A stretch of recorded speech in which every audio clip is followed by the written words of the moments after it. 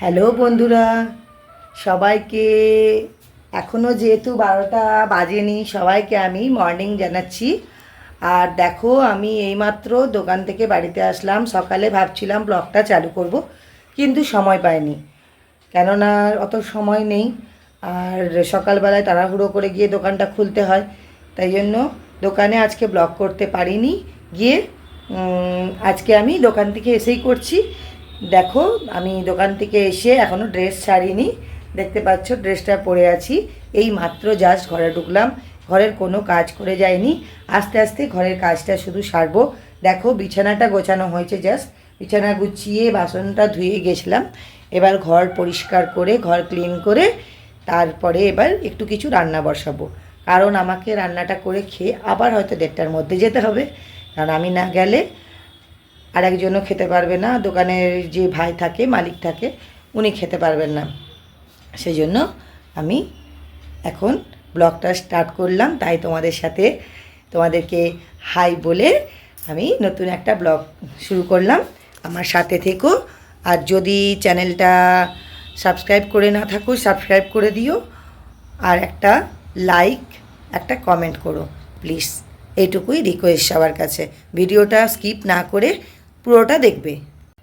Hello বন্ধুরা, দেখো, আমার ঘরটা পরিষ্কার করে নিয়ে তারপরে আমি বাকি কাজগুলো করব।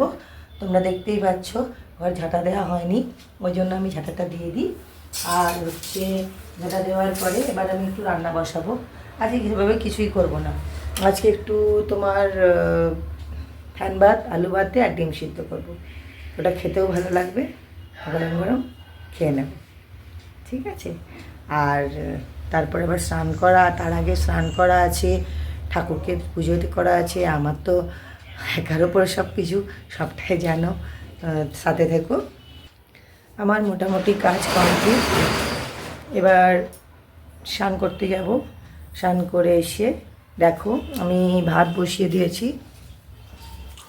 এখানে দেখো, আমার ভাতটা বসিয়ে দিয়েছি। তাহলে এবার ভাতটা দিয়ে বসিয়ে, ভাতের হাঁড়ির জল গরম হয়ে গেলে চালটা দিয়ে আমি স্নান করতে চলে যাব। এবার স্নান করে এসে ঠাকুরকে পুজো করে তারপরে এবার খাওয়া দাওয়া করে আবার বেরোতে হবে। স্নানটা করে ঠাকুরের পুজো করব। হ্যালো বন্ধুরা, দেখো আমার স্নান হয়ে গেছে। স্নান হয়ে দেখো, পুজো করা হয়ে গেল, পুজোটাও করে দিয়েছি। ঠাকুরের পুজো না করলে আমি খাই না যেহেতু, আর ওই জন্য ঠাকুরের পুজোটা করে দিলাম। করে দিয়ে এবার খেয়ে দিয়ে বেরিয়ে পড়বো। তোমাদের সকলের খাওয়া হয়ে গেছে নাকি কমেন্টে জানিও। আর আরেকটা কথা, সত্যি বলতে কি, আমাদের পরিবারটা খুবই সুন্দর একটা পরিবার।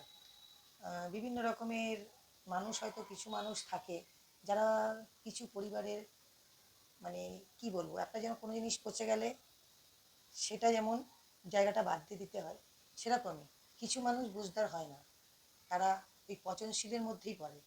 তাই তাদের কথা না ধরাটাই ভালো।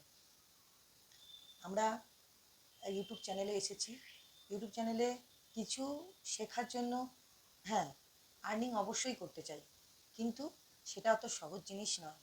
অনেক পরিশ্রমের পরে এক একজন হয়তো এই জায়গাটা পায়, সবাই ছট করে এই জায়গাটা পায় না। সেটা যদি তোমরা বুঝো, তবেই তোমরা এগিয়ে যেতে পারবে। আর যদি মনে করো যে না, আমার এক্ষুনি টাকার দরকার, সেটা কোনো দিনই সম্ভব নয়। কোনো কাজেই খুব তাড়াতাড়ি সফলতা পাওয়া যায় না, তার জন্য পরিশ্রম করতে হয়। অতিরিক্ত পরিশ্রম না করলে সেই সফলতা অর্জন কেউই করতে পারে না, ঠিক আছে? এটা সবার ভালোর জন্যই বললাম, কিছু মনে করো না।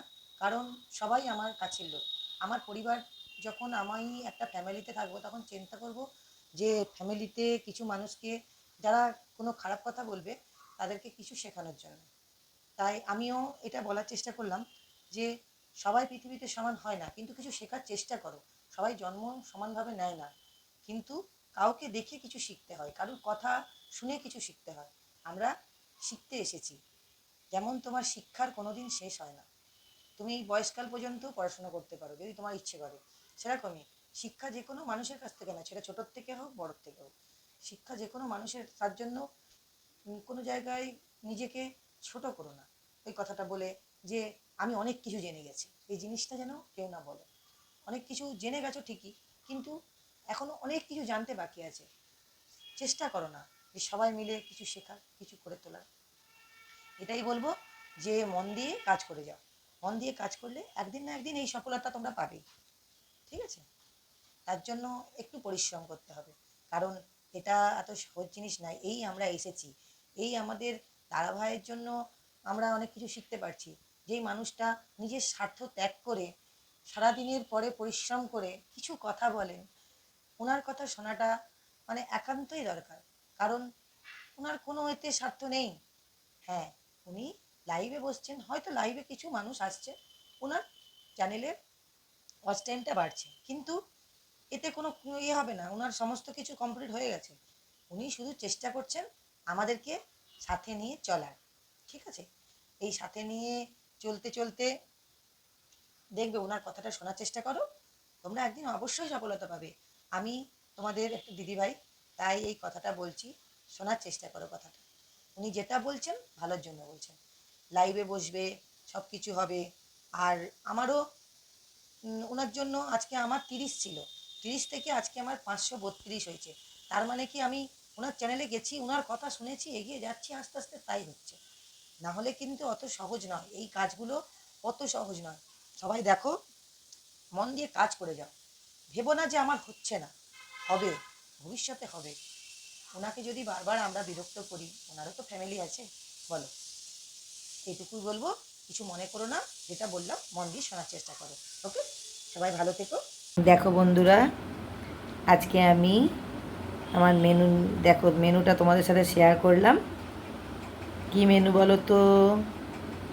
ওটা হচ্ছে আলু সেদ্ধ, ডিম সেদ্ধ, আর এটা হচ্ছে ফ্যান ভাত। ফ্যান ভাত, আলু সেদ্ধ, ডিম সিদ্ধ, আর তার সাথে আছে শুকনো লঙ্কা ভাজা।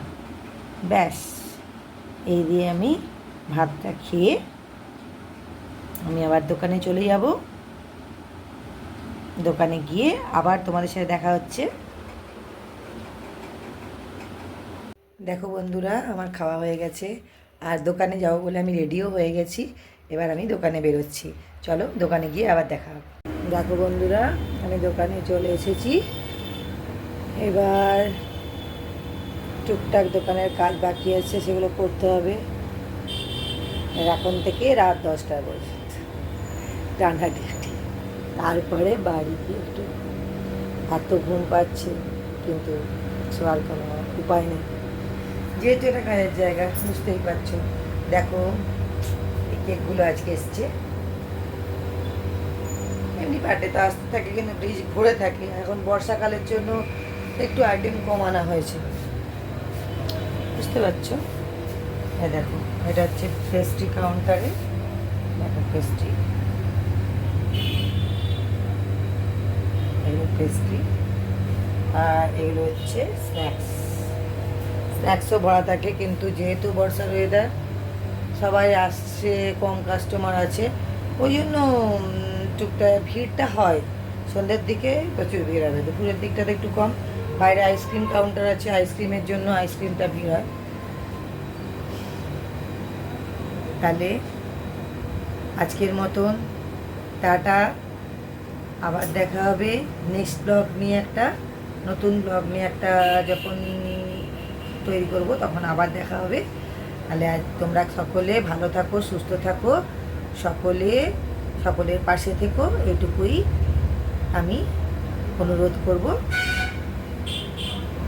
সকলের পাশে থেকো, এবং একটু চ্যানেলটাকে লাইক এবং একটা কমেন্ট করে সাবস্ক্রাইব করে দিও। টাটা, শুভ দুপুর সবাইকে।